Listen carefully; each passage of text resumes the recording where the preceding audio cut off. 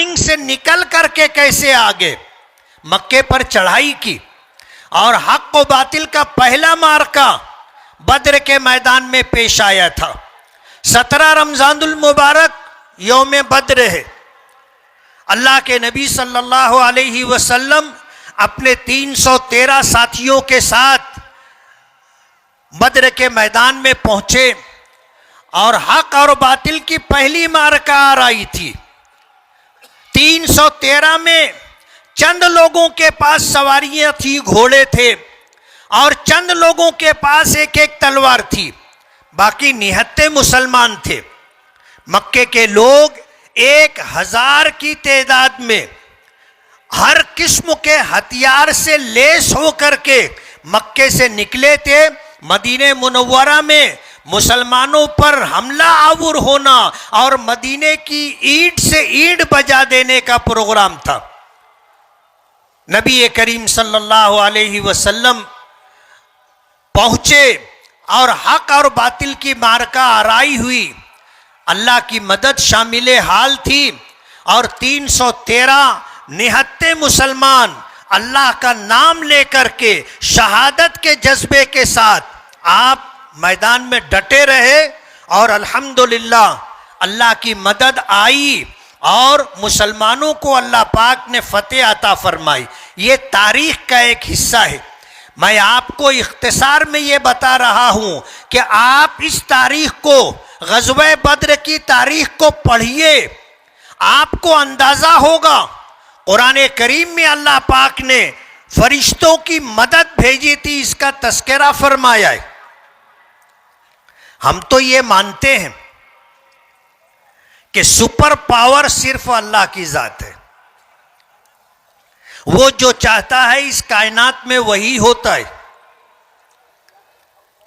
लोग दावा करते हैं और उस दावे में कितने सच्चे हैं हालात बता देते। आज पूरी दुनिया में चर्चा है कि ईरान पर इस्राइल और अमेरिका ने हमला किया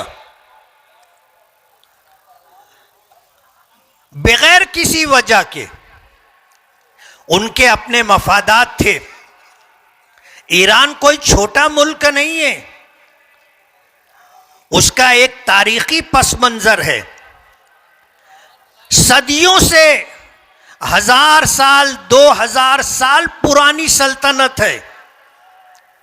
जिस आज से 1400 साल पहले जब हमारे आका जनाब रसूलुल्लाह सल्लल्लाहु अलैहि वसल्लम को नबूवत और रिसालत अता की गई, उस वक्त दुनिया वालों की निगाहों में 2 सुपर पावर ताकत थी, रूम और फारिस। फारिस बोले तो ईरान, रूम बोले तो यूनान। ये सुपर पावर ताकतें थी, जैसे आज अमेरिका और रूस है। लेकिन उस वक्त भी अल्लाह पाक ने उनको नीचा दिखाया था। एक तारीख है, इस्लामी तारीख आप पढ़िए, आप देखिए आज की सुपर पावर ताकत, 2 सुपर पावर ताकतें अमेरिका और इस्राइल आलमी पैमाने पर दादागिरी। अभी पिछले दिनों आपने सुना होगा, यूरोप का एक छोटा सा मुल्क है वेनेजुएला, अमेरिकी फौजों ने अमेरिकी सदर के हुक्म पर वहां के सदर और उनकी बीवी को अगवा कर लिया।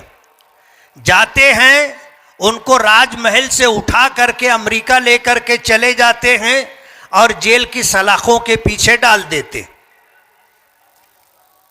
वो समझ रहे थे कि ईरान में भी ऐसा ही कर लेंगे, लेकिन उन्हें पता नहीं कि ईरान एक ऐसी ताकत है और ईरान के रहने वाले लोग ऐसे लोग हैं जो इज्जत और वकार की मौत को जिल्लत वाली जिंदगी पर तरजीह देते।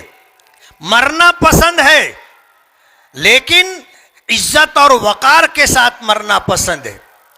जलील रहते हुए जिल्लत के साथ जिंदगी गुजारना उनको पसंद नहीं है। ईरान एक इस्लामी मुल्क है, हमारे उनके मसलकी इख्तिलाफ हो सकते हैं, लेकिन आज दुनिया में हम जिस मजहब के मानने वाले हैं उस मजहब ने जुल्म के खिलाफ हमेशा सीना सिपर रहने का हुक्म दिया है। हम जिस मजहब को मानते हैं इस मजहब ने हमेशा इज्जत और वकार के साथ जीने को तरजीह दी है। हम जिस मजहब को मानते हैं इस मजहब ने हमें इंसानियत का पैगाम दिया है। आज आप देखिए, कुछ लोग कहते हैं कि ईरान में जो लोग रहते हैं वो शिया हैं, तो कहने वालों ने उनको जवाब भी दिया कि आप अगर शिया लोगों का साथ नहीं देंगे, जबकि वो अपने आप को मुसलमान कहते हैं, अल्लाह उसके रसूल को मानने वाले, कुरान करीम को मानने वाले, सरकार दो आलम सल्लल्लाहु अलैहि वसल्लम की नबूवत और रिसालत पर ईमान रखने वाले, अहले बैत को, ख़ानदान नबी करीम सल्लल्लाहु अलैहि वसल्लम को इज़्ज़त और एहतराम देने वाले लोग हैं। आप अगर उनका साथ नहीं दोगे तो क्या यहूदियों का साथ दोगे? उनका साथ नहीं दोगे तो क्या ईसाइयों का साथ दोगे? कहने वालों ने जवाब दिया है, हमें इस झगड़े में नहीं पड़ना है। आप देखो, दादागिरी की भी इंतहा होती है। ईरान हर बात मानने के लिए तैयार था और मेज पर बैठ करके बातचीत हो रही थी। आपने ताकत के जोम में ईरान के सुप्रीम लीडर को आपने टारगेट किया, जबकि आप एक तरफ जिनेवा में बैठ के बात भी कर रहे हैं। ये तो धोखा है। और ये ऐसा समझ रहे थे कि सुप्रीम लीडर खत्म हो जाएगा तो ईरान सरेंडर हो जाएगा, हथियार डाल देगा और हम ईरान में जो चाहेंगे वो करेंगे। लेकिन उन्हें पता नहीं था कि ईरान ईरान है, ये वेनेजुएला नहीं है कि आप जो चाहोगे वो कर लोगे। आज मां का दूध याद आ गया।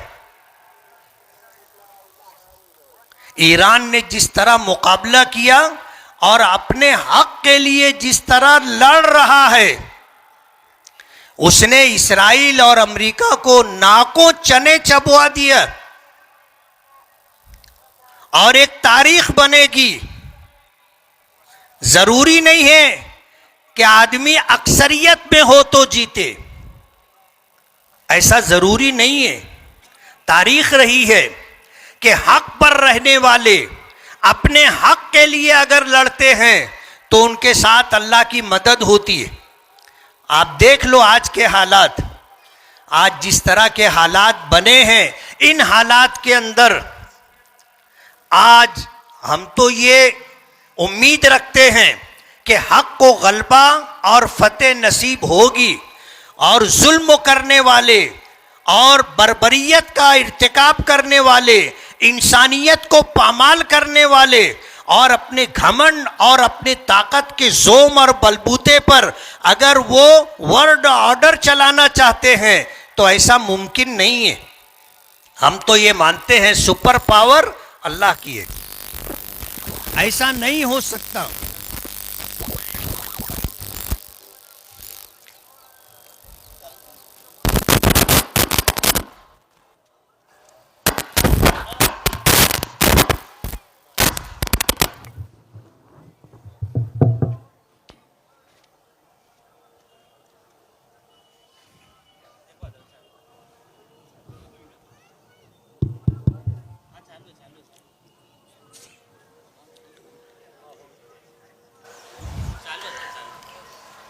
ऐसा मुमकिन नहीं है जैसा आप समझ रहे थे कि एक दिन और 2 दिन के अंदर हम ईरान को घुटनों पर लेकर के आ जाएंगे, ऐसा मुमकिन नहीं है। आज 20-22 दिन हो गए और जिस ताकत और हिम्मत के साथ, जिस जुर्रत और बहादुरी के साथ ईरान मुकाबला कर रहा है, दुनिया हैरान है। हमें हैरानी नहीं है। कहते हैं ना कि जो आदमी मौत से नहीं डरता, दुनिया उससे डरती है। जो आदमी मौत से नहीं डरता, दुनिया उससे डरती है। हज़रत अली रज़ी अल्लाह ताला अन्हु का बहुत मशहूर कौल है, जब मुबाज़रत हुई और दो लश्कर आमने सामने थे तो 1 बाय 1 का जो मुकाबला होता है,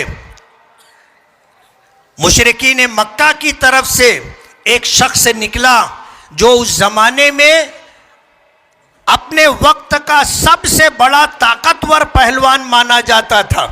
उसके मुकाबले के लिए हज़रत अली रज़ी अल्लाह ताला अन्हु को नबी करीम सल्लल्लाहु अलैहि वसल्लम ने भेजा। तो वो कहने लगा, तू मुझे पहचानता है मैं कौन हूँ? मैं मरहब हूँ और 1000 आदमियों का अकेले मुकाबला करता हूँ। तू तो बच्चा है, तू मेरे मुकाबले में आया है। तो हज़रत अली रज़ी अल्लाह ताला अन्हु ने जवाब दिया था कि मैं अली हूँ, इब्ने अबी तालिब हूँ, मैं वो शख्स हूँ जिसको मौत जिंदगी से ज़्यादा अजीज़ है। और मुकाबला हुआ, अल्लाह पाक ने हज़रत अली को कामयाबी अता की और मरहब को जान से हाथ धोना पड़ा। हज़रत अली ने गर्दन उतार ली। ईरान के रहने वाले ईरानी हज़रत अली रज़ी अल्लाह ताला अन्हु को अहमियत और फौकियत देते हैं। वो मौत को तरजीह देंगे, ना झुके हैं ना झुकेंगे। अगर तुम ऐसा मुतालबा करोगे कि तुम सरेंडर हो जाओ तो ऐसा मुमकिन नहीं है। आलमी पस मंज़र में आप देखिए, ये कानून की धज्जियां उड़ाई जा रही है, बैनुल अक़वामी कानून की मुखालफत की जा रही है। आप जिस पर चाहें जब चाहें हमला कर दें, उसके सुप्रीम लीडर को मार दें, यह कौन सा तरीका है? इतनी दादागिरी और इस तरह के हालात, आज दुनिया इसको बर्दाश्त नहीं कर सकती। मैं तो नाटो ममालिक को मुबारकबाद दूंगा जिन्होंने इस जुल्म बर्बरियत में अमेरिका का साथ देने से इनकार कर दिया कि ईरान पर हमला करने का कोई जवाज नहीं है। इसलिए हमारे तमाम तर मुआहदों के बावजूद इस जंग में हम तुम्हारा साथ नहीं देंगे। खुल करके उन्होंने मुखालफत की। इसलिए मैं ये कहना चाहूँगा कि हम हिंदुस्तानी हैं, हमारे देश भारत का ईरान से सदियों पुराना ताल्लुक रहा है। ये कोई 2 दिन 4 दिन की दोस्ती नहीं है, ये सदियों पुराने हमारे उनके ताल्लुकात रहे हैं। उसकी पासदारी हमें करनी चाहिए। हम अगर उसका उल्लंघन करेंगे तो उसका नुकसान हमें भुगतना पड़ेगा। सदियों पुरानी दोस्ती को की पासदारी करनी पड़ेगी। बुरे वक्त में ईरान हमारे साथ खड़ा रहा है। अगर आज उस पर मुसीबत आई है और हमने उसे छोड़ दिया, उसे अकेला और तन्हा कर दिया, तो ये हमारी विदेश नीति के खिलाफ है। आप सोचो, ईरान छोटा मुल्क नहीं है, बड़ा मुल्क है। हम हिंदुस्तान में हैं और हिंदुस्तान में 140 करोड़ लोग रहते हैं। अगर अमेरिका हमारे प्राइम मिनिस्टर के साथ, अगर अमेरिका हमारे मुल्क भारत के प्रेसिडेंट ऑफ इंडिया के साथ अगर इस तरह का सुलूक करे और हमला कर दे और वो चाहे कि हिंदुस्तान सरेंडर हो जाए, तो क्या ये मुमकिन है?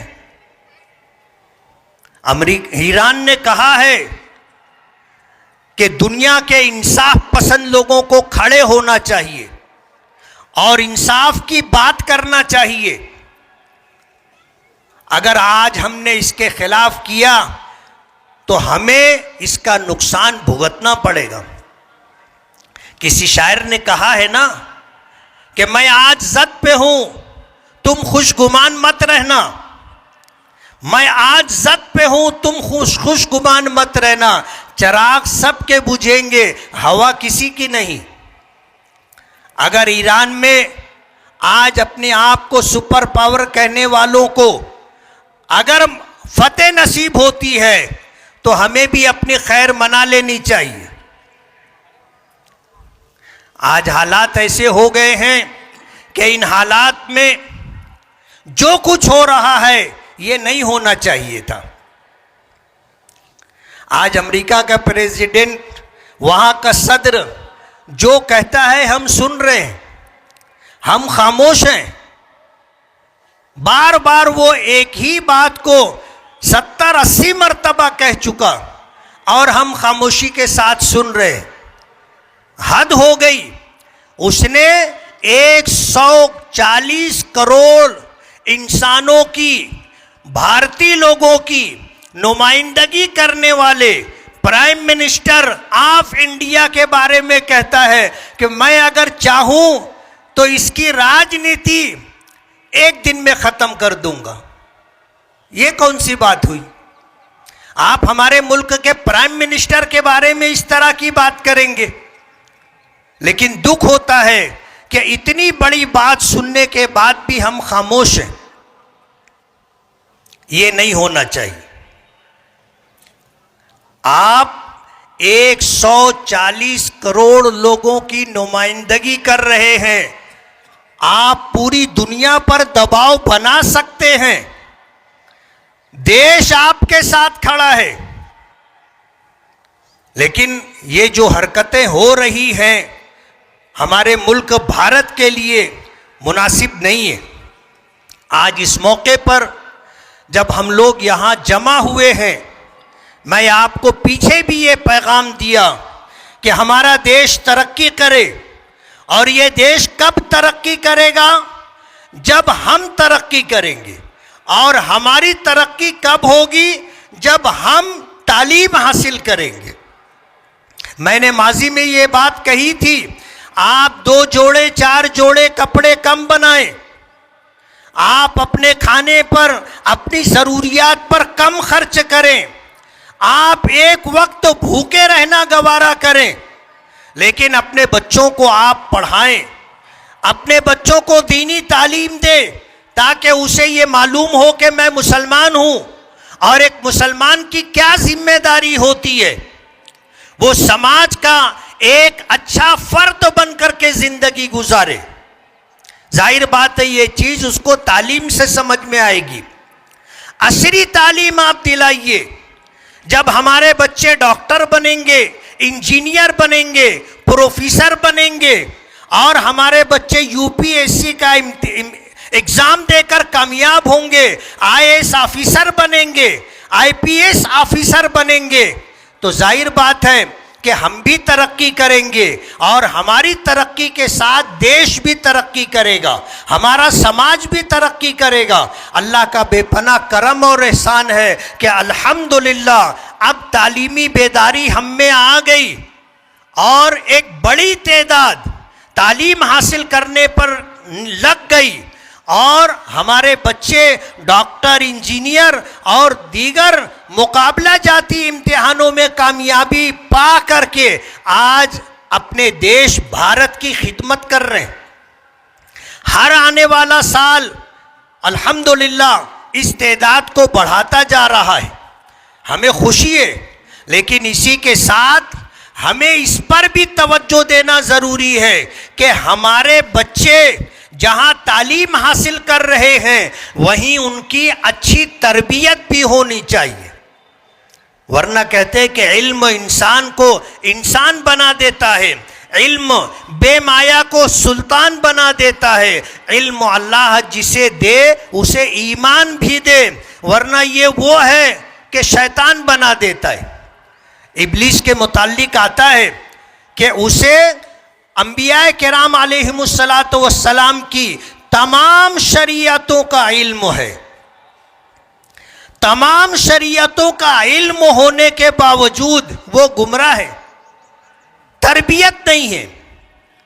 आदमी में आजिज़ी, इनकिसारी, बड़ों का एहतराम, छोटों के साथ शफकत, अपनी समाजी जिम्मेदारी का एहसास होना चाहिए। इल्म आता है तो आदमी में घमंड आता है, इल्म आता है तो आदमी में तकब्बुर और बड़ाई का एहसास आता है। इसका इलाज तरबियत है। माँ बाप की जिम्मेदारी है कि अपनी औलाद की बेहतरीन तरबियत करें। माँ बाप की जिम्मेदारी है कि अपने बच्चों को समाज का एक अच्छा फर्द बनाएं, अपने बच्चों को समाज के लिए नफा बख्श बनाएं। ये माँ बाप की जिम्मेदारी है और यही जिम्मेदारी हर उस्ताद की भी है कि वो अपने पास पढ़ने वाले बच्चों को इंसानियत का सबक दे, उन्हें इंसाफ पसंद बनाए, अपने पास पढ़ने वाले बच्चों को समाज के लिए एक अच्छा नफा बख्श इंसान बनाए। ये उस्ताद की जिम्मेदारी है। निरी तालीम, सिर्फ तालीम से समाज की कोई बेहतरी नहीं होगी। आपको तालीम के साथ साथ अपने बच्चों की अच्छी तरबियत भी करनी पड़ेगी। जब हमारे ये बच्चे पढ़ लिख करके IPS और AIS और इसी तरह UPSC के एग्ज़ाम दे करके जब ऑफिसर बनेंगे और इंसानियत के साथ, ईमानदारी के साथ, इंसाफ के साथ जब समाज में लोगों की सेवा करेंगे तो वो पैगाम जाएगा जिस पैगाम को आम करना हर मुसलमान की जिम्मेदारी। अल्हम्दुलिल्लाह तालीमी मेयार तो बढ़ता जा रहा है, लेकिन इस सिलसिले में हमारी जिम्मेदारी है, बड़ी जिम्मेदारी उलमाए किराम की है कि वो मस्जिद की मिंबरों मेहराब से नमाज पढ़ने वाले, नमाज के लिए आने वाले लोगों को अच्छे अखलाक की तालीम दें, उन्हें इंसाफ की तालीम दें, उन्हें दीनी और दुनियावी तालीम का शौक़ और रग़बत दिलाएं और समाज में एक बेहतर फ़र्द बन कर के इंसान ज़िंदगी गुजारे, लोगों की बेहतरीन तरबियत की फ़िक्र करें।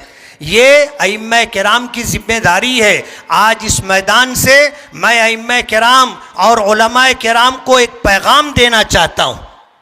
आप इमामत कीजिए, आप मुसलमानों के बच्चों को दीन की तालीम दीजिए, उनकी तरबियत कीजिए।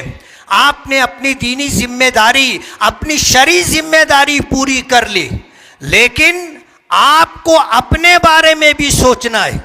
आप दीन की खिदमत करो और पूरी तुंदही और ईमानदारी के साथ करो, लेकिन उसी के साथ साथ आप कोई कारोबार भी करो, आप कोई कारोबार भी करो ताकि आपकी मोहताजगी खत्म हो, मोहताजगी खत्म हो। मैं समाज में बसने वाले हर नेक दिल इंसान को ये पैगाम देना चाहूँगा कि आप देखिए दुनिया की दूसरी कौमें अपने उलमा की और अपने अकाबिरीन की किस तरह इज्जत और किस तरह उनका एहतराम करती। हमें भी अपने उलमा का और अइम्मा का एहतराम करना चाहिए। सिर्फ रमज़ान में चंद हज़ार रुपये नजराने के नाम पर जो आप दे देते हैं, इससे अइम्मा और उलमा का कोई भला नहीं होता। उन अइम्मा और उलमा को आप हमेशा अपने साथ रखें, उनका सहारा बन करके, उनके मददगार बन करके आप ज़िंदगी गुजारें। आप अगर इस तरह करोगे, अपने उलमा को, अइम्मा को इज्जत दोगे, आपको भी इज्जत मिलेगी। जब हमारे बड़े और दीनी रहनुमा पुरसुकून ज़िंदगी गुजारेंगे तो वो हमारे बच्चों की सही मानों में दीनी तरबियत कर सकेंगे। मैं आज इस ईदगाह के मैदान से आपको ये पैगाम देना चाहता हूँ, ख़ास तौर पर अपने नौजवानों को, कि आप मुल्क का मुस्तकबिल है, आप अपने समाज का मुस्तकबिल हैं। आपको अपनी जिम्मेदारी समझना चाहिए। आपको आपके माँ बाप ने दीनी तालीम देकर, असरी तालीम देकर आपको समाज के लिए खिदमतगार बनाया है। आप अपनी जवानी को ज़ाया और बर्बाद ना करें। आप देश का मुस्तकबिल हैं, आप शहर का मुस्तकबिल हैं, आप अपने खानदान और अपनी फैमिली का मुस्तकबिल हैं। आपका गुमराह हो जाना, आपका ज़ाया और बर्बाद हो जाना देश का भी नुकसान है, शहर का भी नुकसान है, आपके खानदान और आपके घर का भी नुकसान है। आपको अपनी जवानी की कद्र करनी चाहिए, समाज का एक बेहतर फर्द बनकर रहना चाहिए। ये गुटखे की लत और नशे की लत और जुए की लत और बेराह रवी गुनाहों के साथ जिंदगी गुजारना, ये आपको जेब नहीं देता, ये हमारी तहजीब नहीं है। हमारे पैगंबर ने फरमाया है कि मैदान महशर में अर्श इलाही का साया जिन 7 लोगों को नसीब होगा, उसमें वो नौजवान भी है जिसकी जवानी अल्लाह की इबादत में गुजरी हो। मौत बरहक है, कोई हमेशा रहने वाला नहीं है। हर गुजरता दिन आपकी ज़िंदगी से, आपकी उम्र से एक एक दिन कम करता जा रहा है और आप मौत के करीब होते जा रहे हैं। हमारे यहाँ ये अकीदा नहीं है आवागमन का कि हमें दोबारा फिर पैदा किया जाएगा। हमारा ये अकीदा है इस दुनिया में हम आए हैं, ये हमारा आना पहला और आखिरी मर्तबा आना है। जैसे हम माँ के पेट में थे, वापस जा सकते? नामुमकिन है। जानवर के थन से दूध निकल गया, दुनिया की कोई ताकत उसे दोबारा थन में वापस नहीं भेज सकती। जिस तरह मां के पेट से गुजर करके हम आ गए, वापसी नहीं है, इसी तरह इस दुनिया से गुजर जाएंगे, वापसी नहीं है। ये पहला और आखिरी मौका है। आपको इसी में अपनी आखिरत बनानी है या बिगाड़नी। दोबारा आपको दुनिया में नहीं भेजा जाएगा। जहन्नम में जाने वाले दुनिया में वापस आने की तमन्ना करेंगे कि अल्लाह एक मर्तबा हमें फिर दुनिया में भेज दे। हम जाएंगे तो फिर तेरी कभी नाफरमानी नहीं करेंगे। लेकिन कुरान करीम ने उनको जवाब दे दिया कि ऐसा नामुमकिन है। हमने तुम्हें समझाने के लिए हमने डराने वाले भेजे थे। अवलम नुअम्मिरकुम मा यतज़क्करु फीह व मन तज़क्करा फ़क़द जाअकुमुन नज़ीर। तुम्हारे पास डराने वाले आए थे और हमने तुमको समझने के लिए मौका दिया था। आज जराइम और कराइम को आप अगर देखें तो मुझे माफ़ करें, एक बड़ी तादाद हमारे मुस्लिम नौजवानों की है, मुस्लिम नौजवानों की है। नशे का कारोबार करने वाले, जुआ खेलने वाले, समाजी बुराइयां करने वाले, अजीब व गरीब समाजी बुराइयां आज हमारे समाज में दर आई हैं। उसकी तफसील में जाने का मौका नहीं है, लेकिन समाज को बनाना संवारना हमारी जिम्मेदारी है।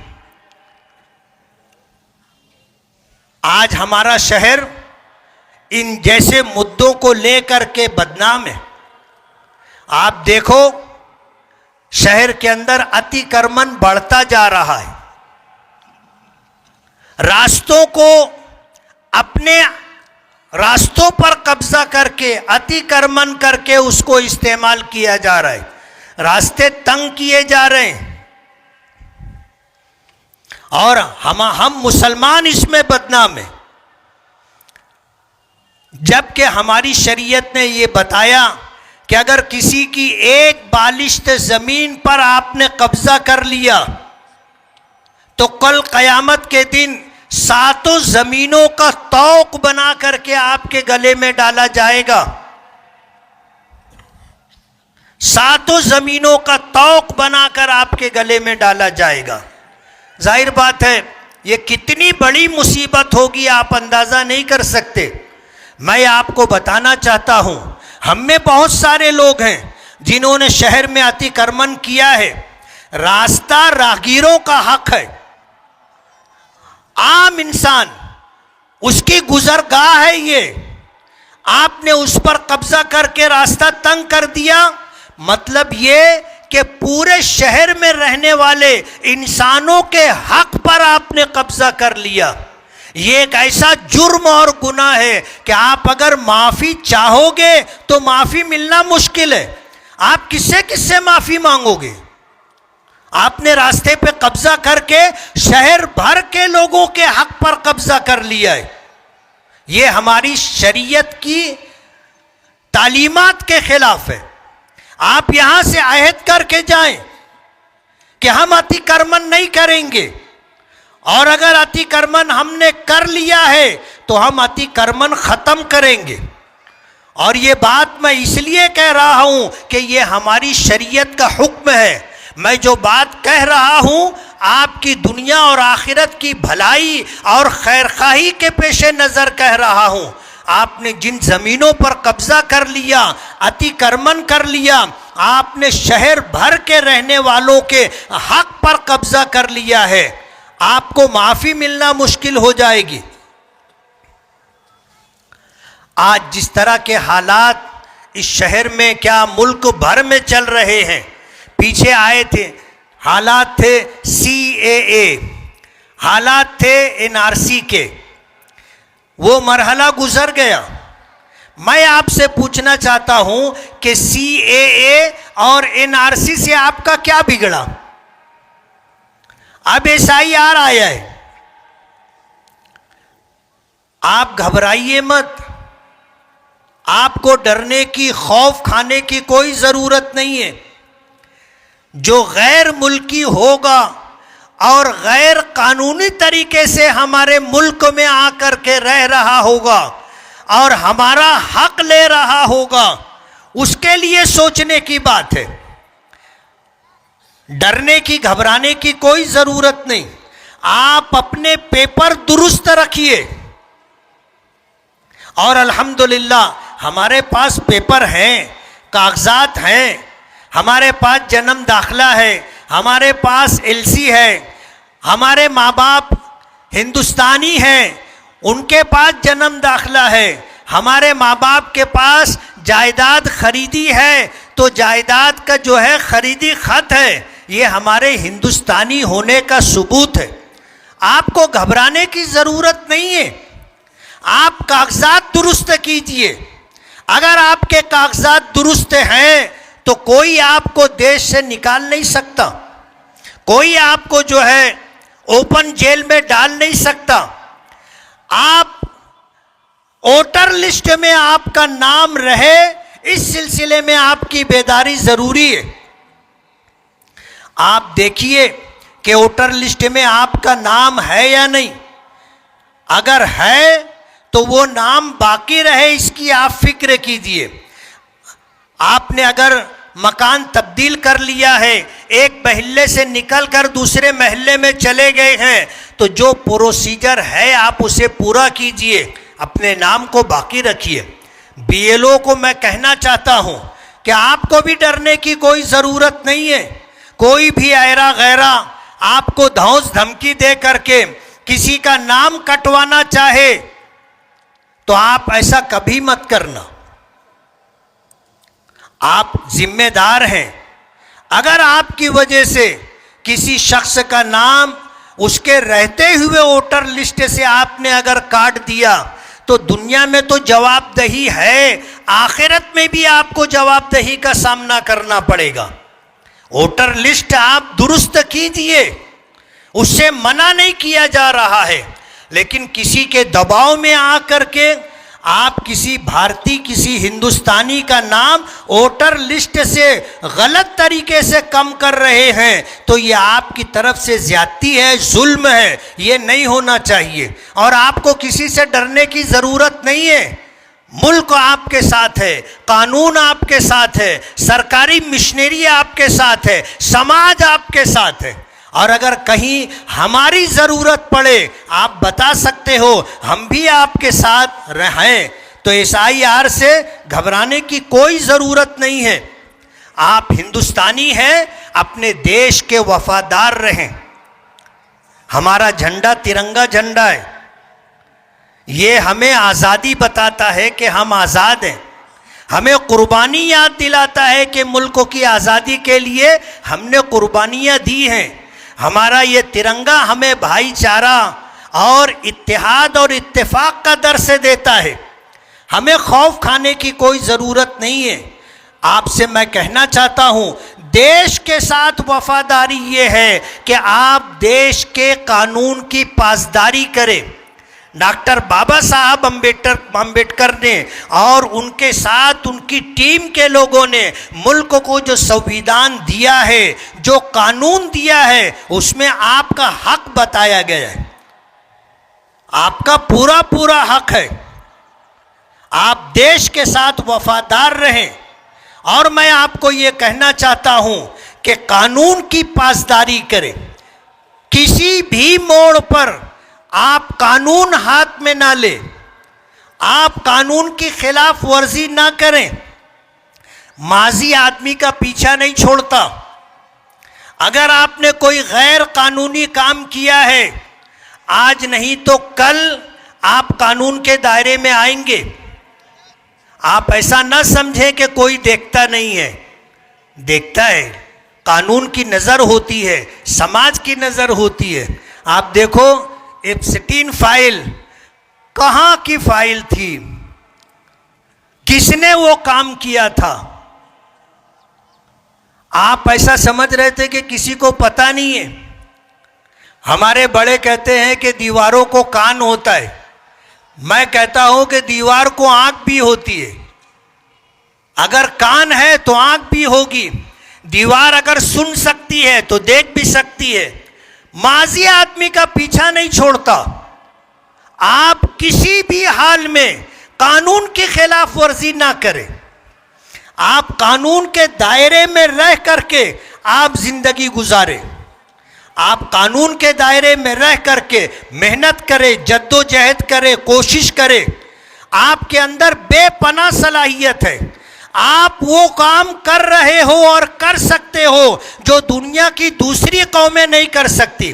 आप पंचर बना सकते हो, आप 4 चाक की गाड़ी घुमा सकते हो, आप पान की टपरी, होटल की टपरी लगा सकते हो।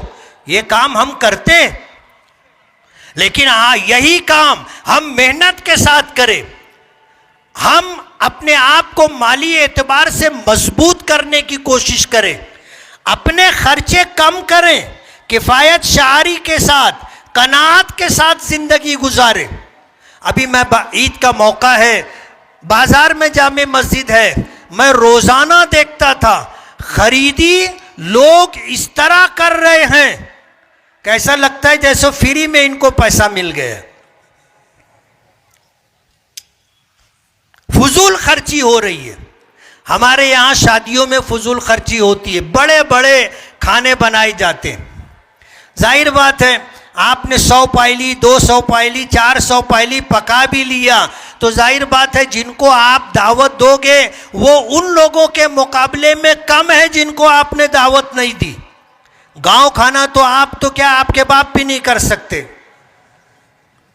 आप खाना मुख्तसर कीजिए, चंद लोगों को आप बुलाइए, अपने रिश्तेदारों को, पड़ोस के लोगों को, अपने करीबी अहबाब को। आप पैसा बचाइए, आप माली एतबार से मजबूत रहिए, आप खुशहाल रहेंगे, सब आपके साथ हैं। और जिस दिन समाज को ये मालूम हो गया कि आप कंगले हैं, आपके पास कुछ नहीं है, जेब खाली है, तो अंधेरे में साया भी साथ छोड़ देता है। इसलिए खुशहाल रहना ज़रूरी है। माली एतबार से आप अपने आप को मजबूत बनाएं, ये ज़रूरी है।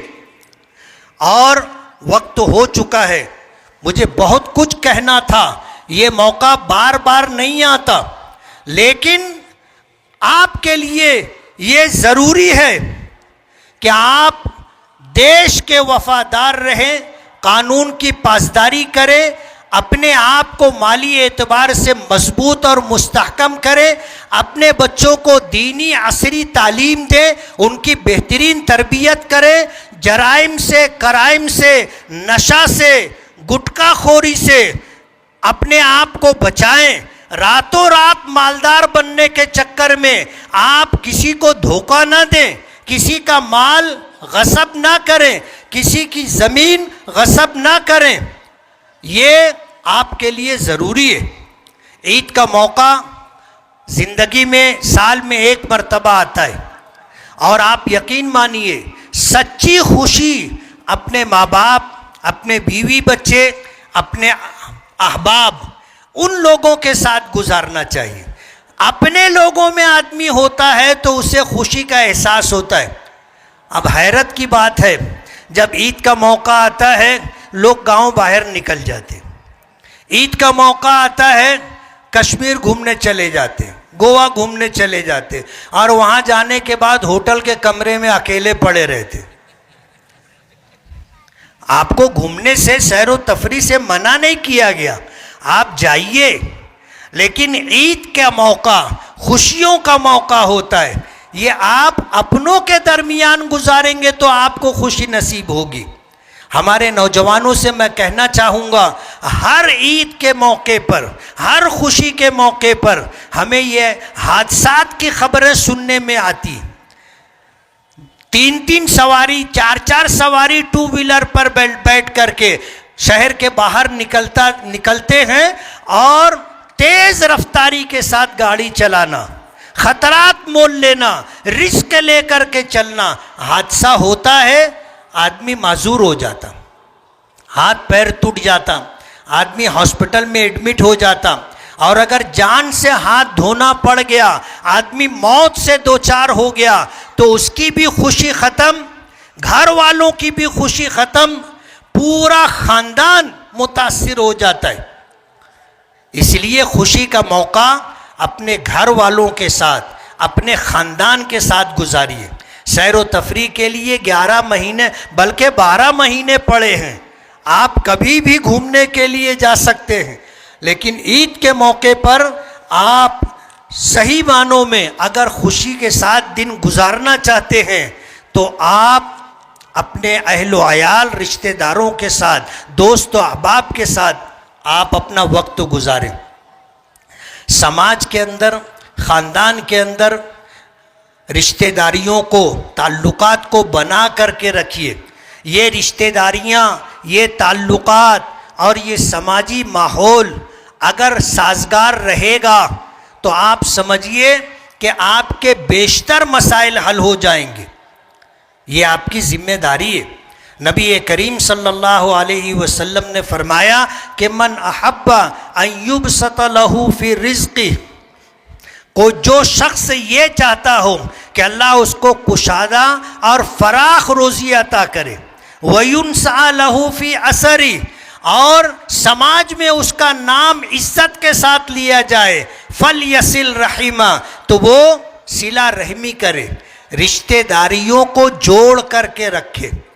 आज हैरत होती है, आदमी शादी का दावत मेहमान लेके निकलता है, फलां शख्स के पास जाना है, तो लोग पूछे यार वो कौन है? बोले मेरा अरफाती भाई है,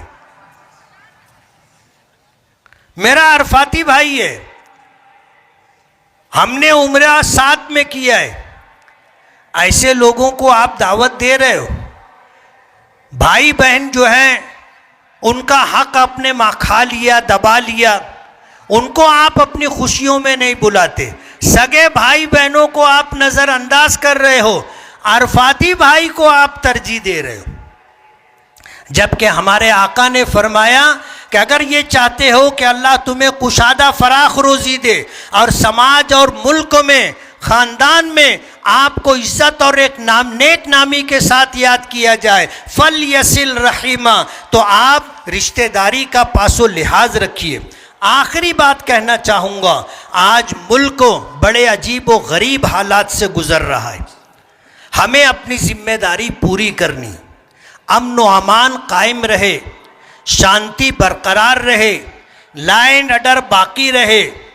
आपको जहाँ जराइम और कराइम से अपने आप को बचना है, कानून की पासदारी करनी है, वहीं पर यह भी आप समझ लीजिए कि कोई गलत आदमी, कोई गलत आवाज़ आपको जज्बाती और इमोशनल करके बेकाबू ना करने पाए। लोग आपको इस्तेमाल करना चाहते, आपको गलत रास्ते पर लेके जाना चाहते हैं, उसमें आपकी कोई भलाई नहीं होती। जो लोग ये काम करवाना चाहते हैं उनका अपना मफाद होता है, तो कोई आपको इस्तेमाल कर ले, ये नहीं होना चाहिए। अल्लाह ने आपको इज्जत और वक़ार दिया है, अल्लाह ने आपको एक जिम्मेदार फर्द बनाया है, कानून ने आपको पूरा पूरा हक दिया है। आप मामूली शख्स नहीं है कि कोई भी ऐरा गैरा आए और आपको इस्तेमाल कर ले और आप इस्तेमाल हो जाए, ऐसा नहीं होना चाहिए। किसी के बहकावे में ना आए, आप सोच समझ करके कोई इक़दाम करें, सोच समझ करके कुछ कहें और सोच समझ करके कुछ करें। जज्बात में आकर बेकाबू हो करके जो काम होता है वो हमेशा नुकसान का बाइस होता है। इसलिए आपकी जिम्मेदारी है कुछ भी करने से पहले और कुछ भी बोलने और कहने से पहले आप ये देखिए कि मुझे ये कहना है या नहीं कहना है, और मुझे अपनी क्या जिम्मेदारी है उसे किस तरह पूरा करना है, ये हमारी जिम्मेदारी है। अल्लाह का बहुत बड़ा एहसान है, अल्लाह ने हमें ईमान की दौलत दी और एक कामिल दीन इस्लाम की शक्ल में हमें अता किया, और ज़िंदगी के हर मोड़ पर हमारी रहनुमाई की है, हमें बताया है कि तुम्हें क्या करना है। हत्ता के हमारे दीन और हमारी शरीयत ने हमें पेशाब पाखाना करने का तरीक़ा भी बताया है, हमें खाने का तरीक़ा भी बताया है, सोने का तरीक़ा भी बताया है, रास्ते पर गुज़रगाह पर चलने का हमें तरीक़ा और उसकी तालीम भी दी। दुनिया में कोई मज़हब इस्लाम जैसा मज़हब नहीं है जिसने मुकम्मल तालीम दी हो। एक वाहिद दीन है, धर्म है इस्लाम, जिसने अपने मानने वालों को पैदाइश से लेकर के मौत तक, सुबह से लेकर के शाम तक और शाम से लेकर के सुबह तक इबादत हो, मुआमलात हो, मुआशरत हो, मईशत हो, ज़िंदगी के तमाम शोबों में मुकम्मल रहनुमाई की है। इसलिए आपको इधर उधर देखने की ज़रूरत नहीं है, आप अपनी शरीयत पर नज़र रखें, अल्लाह उसके रसूल के अहकामात को पेशे नज़र रखें, आपको हर मुश्किल वक्त में रास्ता मिलेगा। अल्लाह की ज़ात पर तवक्कुल और भरोसा, वमन यतवक्कल अलल्लाहि फहुव हस्बु, जो अल्लाह पर तवक्कुल और भरोसा करता है अल्लाह पाक उसके लिए काफ़ी है। वमन यत्तक़िल्लाह यजअल लहू मखरजा, जो आदमी अल्लाह से डर कर ज़िंदगी गुजारता है अल्लाह ताला उसके लिए हर तंगी में रास्ता बना देते। इसलिए अपने अहलो अयाल की दुनिया और आखिरत बनाने के लिए आपको अपने दीन धर्म इस्लाम पर अमल करना होगा और इस्लामी तकाज़ों के मुताबिक ज़िंदगी गुजारनी होगी। आपने अगर इस तरह ज़िंदगी गुजारी तो इंशाअल्लाह आपकी दुनिया भी बनेगी, आखिरत भी बनेगी। दुनिया में भी आप सुरखरू और कामयाब होंगे और आखिरत में भी इज़्ज़त व कामरानी सरफराजी आपका कदम चूमेगी। व आखिरु दावाना अनिल हम्दुलिल्लाहि रब्बिल आलमीन।